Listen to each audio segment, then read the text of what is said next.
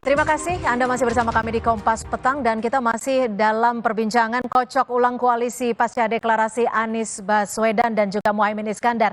Masih bersama Bang Andi Malarangin dan juga Mas Burhanuddin Muhtadi. Saya akan ke Bang Andi. Bang Andi, apakah jawaban dari Surya Paloh ini terkait yang tadi sudah kita bahas bisa menjawab kekecewaan dari SBY? Karena kalau kita juga tahu nih bahwa saat deklarasi kemarin Pak Anies juga sempat katakan bahwa kita akan hormati sambil kita mengatakan bahwa bergerak di sini untuk maju, bukan soal bagi-bagi. Demokrat sendiri merasa tersinggung tidak soal ini? Saya setuju dengan apa yang dikatakan tadi Bung Burhan tadi, bahwa ini adalah perjudian Surya Paloh dan Anies Baswedan. Dan kami tidak ingin ikut perjudian semacam itu, apalagi dengan cara yang tidak sesuai dengan etika ya. Karena itu lebih baik kami move on untuk mencari partner koalisi yang lebih baik. Rasanya mungkin ini jalan Tuhan juga untuk kami kemudian bersama dengan partner partai-partai sahabat yang lain yang kemudian mendukung calon presiden yang lain. Sehingga ini yang kami lakukan sekarang ini, daripada kembali lagi ke masa yang seperti itu, lebih baik kita masuk ke melangkah ke depan dan tidak melakukan perjudian. Jadi tawaran untuk comeback tidak akan mungkin terjadi ya? Masa kita mau ke sana lagi? Sudah meninggalkan kita, bukan kami yang meninggalkan mereka yang meninggalkan kami, dan karena tetapi namanya politik ya begini adalah rupanya, dan lebih baik kami melangkah ke depan, segera akan membuka komunikasi dengan pihak-pihak sahabat yang lain. Opsinya kemana saja nih Bang Andi kira-kira?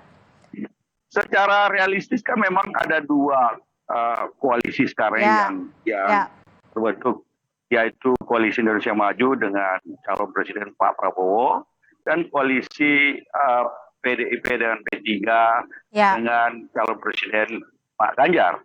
Inilah dua tampaknya pilihan utama yang tersedia sekarang ini, dan kami segera berkomunikasi, bersilaturahim. Terima kasih dengan Mbak Puan misalnya, dan juga dari pihak Prabowo yang tampaknya juga membuka pikiran itu. Kita kemudian berdiskusi di mana kami penerimaan terhadap kami, misalnya apa peran yang akan diberikan kepada kami dalam konteks koalisi tersebut, dan kemudian kita bagaimana kita bekerjasama untuk memenangkan calon presiden dari koalisi tersebut. Baik, saya akan ke Mas Burhan. Mas Burhan, kalau Anda soal bagi-bagi yang disebut Mas Anies ini seperti apa Anda melihatnya? Menurut saya ini menyinggung nggak sih atau menyindir tidak sih sebenarnya? Iya, menurut saya itu sindiran politik Mas Anies ya kepada Partai Demokrat, tetapi sindiran itu bisa kembali ke alamat pengirim. Kan ketika memilih Gus Muhaimin sebagai cawapres Mas Anies, itu juga tidak terlepas dari bagi-bagi yang tadi disebutkan oleh Mas Anies. Itu kan bagian dari power sharing ya. Posisi cawapres yang diberikan kepada Ketua Umum PKB untuk menarik PKB ke dalam mitra koalisi pendukung Mas Anies. Jadi poin saya, statement semacam itu menurut saya tidak terlalu tepat ya disampaikan oleh politisi, karena pertama true good to be true, yang kedua bisa kembali ke alamat pengirim tadi yang menurut saya kurang pas juga. Lebih baik bicara apa yang mau sampaikan. Artinya bisa menjadi bumerang justru ya? Betul, bisa menjadi bumerang buat dirinya sendiri. Tapi gini Mas Burhan, kalau Anda melihatnya ini kan PKS kemarin tidak ikut hadir saat deklarasi. Bacaan politiknya bagaimana menurut Anda? Begini ya, PKS memang punya mekanisme internal karena keputusan capres cawapres itu harus diputuskan oleh Majelis Syuro. Nah, sementara keputusan Majelis Syuro terakhir itu baru memutuskan Anies sebagai capres.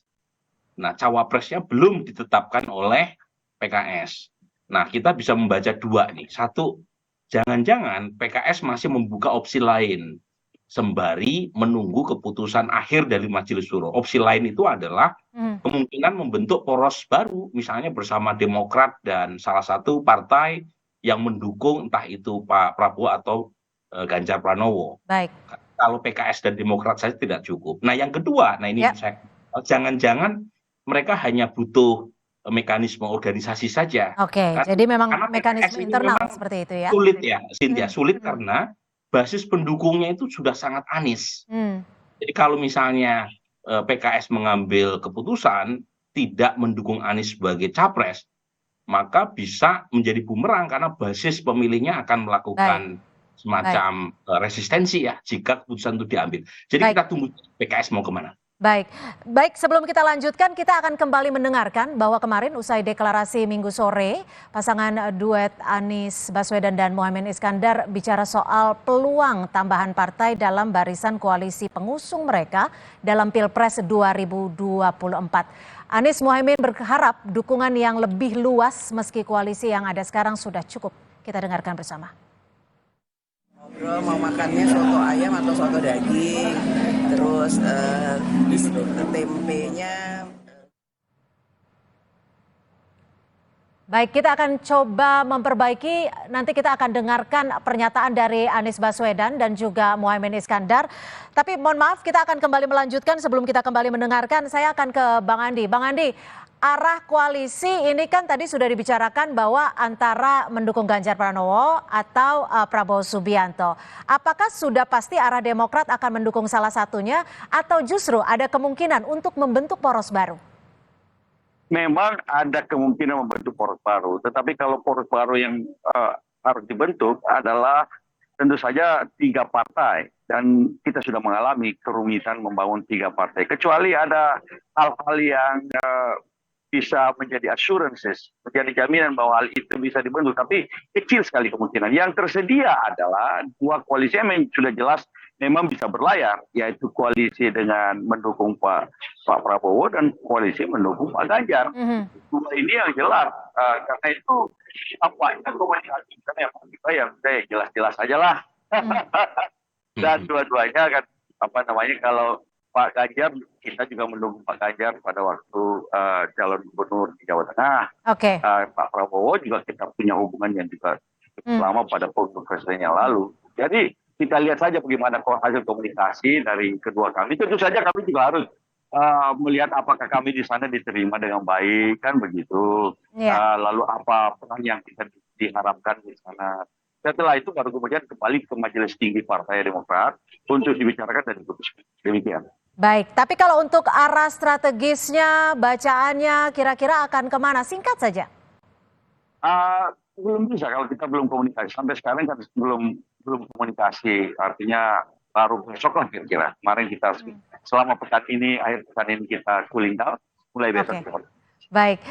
Tadi kami sebelumnya juga meminta maaf karena sempat akan kami sampaikan pernyataan dari Anies Baswedan dan juga Muhaimin Iskandar, namun ada kesalahan teknis. Kami akan coba kembali menampilkan. Tapi saya akan ke Mas Burhan. Mas Burhan, kalau Anda melihatnya politik ke depan ini akan seperti apa? Karena kalau dilihat ataupun didengar bersama, Bang Andi kayaknya sudah akan move on, sudah legowo. Menurut Anda?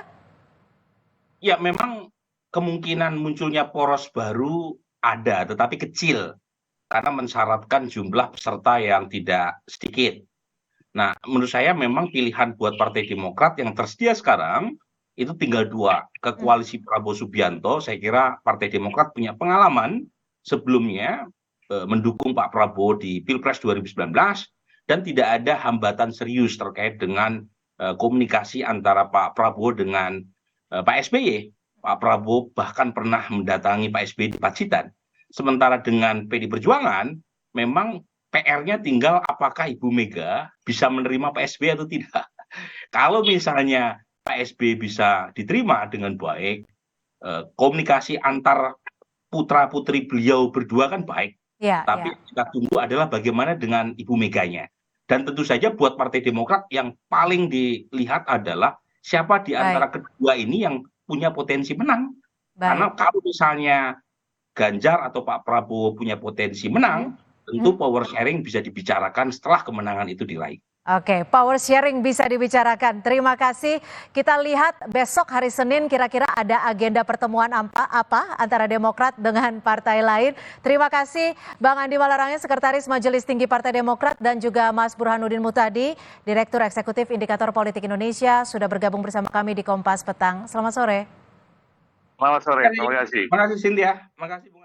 Saudara, informasi lainnya di Kompas Petang akan kami sajikan selepas jeda. Di antaranya manuver politik semakin memanas jelang pendaftaran Pilpres 2024. Duet Anies Caimin mengejutkan petinggi Demokrat. Ulasannya kami hadirkan di catatan Kompas TV.